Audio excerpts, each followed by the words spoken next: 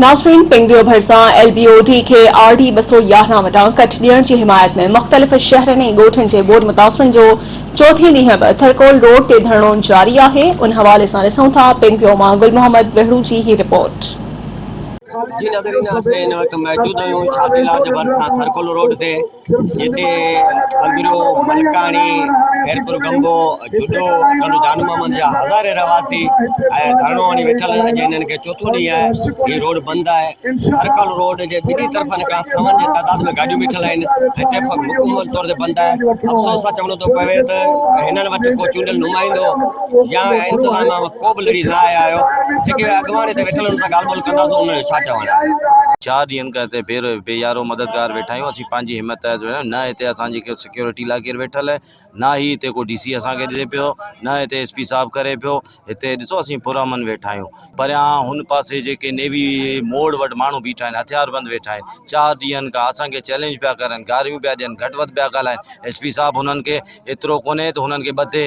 असां को टेंट लाइ कोन वेठा आहियूं, न इमदाद लाइ वेठा आहियूं। असां ख़ुदारा अपील था कयूं हायर अथॉरिटीज़ खे कि वाह कुझु बि थियो, असांजो को बि हिकिड़े माण्हू जो कंहिंजो बि जानी माली नुक़सानु थियो, हुन जी ज़िम्मेदार बदीन जी इंतज़ामिया हूंदी।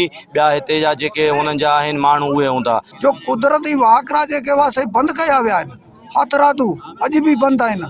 ॿुधाईंदा अलाह जे कंहिंजे हुकुम सां, कंहिंजे पावर सां बंदि आहिनि। असां इहो था चऊं त उन खे खोलियो वञे, छो जो कुदरती आहिनि।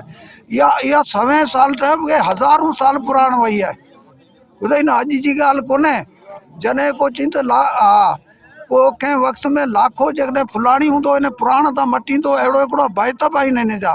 ॿुधाईंदा उन वक़्त में पुराण वंदल आहे, उन खे बंदि करे पुराण जा थर मां रस्ता आहिनि। असां इहो था चऊं इन कुदरती वाकिरे खे बहाल कयो वञे। पुराणो आकड़ो दरिया आहे, ढोरो आहे, उन में पाणी छॾण लाइ चऊं पिया, जितां नेचुरल पाणी निकिरी सघे, जितां कुदरती पाणी जेको आहे उहो निकिरी सघे, मींहं जो पाणी। सो महिरबानी करे उहो खोलायो वञे। पर हिते 5 ज़िलनि जी आवाम आहे, तव्हां हिन सभिनी खे ॿोड़े ऐं लाखे माण्हू आहिनि, लाखे, हज़ारनि जी ॻाल्हि न आहे, लाखे माण्हू आहिनि। लाखनि माण्हुनि खे बचाइण लाइ 1000-1500 माण्हू मुसाफ़िर थियनि था टेम्पररी थोरे वक़्त जे लाइ, त उन में को हर्ज न आहे। ऐं उहे नेचुरल वेव्स आहिनि जेके बंदि कयल वियल आहिनि, उहे ई खोलिया वञनि। ऐं हीउ धरणो जेको आहे सो 4 ॾींहंनि खां वठी जारी आहे, जंहिंमें जुडे जा, पंगरे जा, मलकाणी जा हज़ारे माण्हू जेके आहिनि पुराण जे घरनि मां मुतासिर थिया आहिनि। उन्हनि जे घरनि में 4 खां 6 फुट पाणी आहे। उन्हनि जा फसल ॿुॾी विया आहिनि, उन्हनि जा ॻोठ ॿुॾी विया आहिनि, माल लुड़ी विया आहिनि। पर सरकार जी तव्हां बेहिसी ॾिसो त पाणी जा ही कुदरती लंघ जेके आहिनि उहे हिते मौजूदु आहिनि। जेकॾहिं अॼु उतां उहो पाणी खोलनि त उन्हनि 2 लंघनि मां ई सॼो पाणी निकिरी वेंदो ऐं इलाइक़े जा हज़ारे माण्हू जेके मुतासिर थिया आहिनि उहे बहाल थींदा, हितां जा फसल बि थींदा ऐं चेट बि थींदो।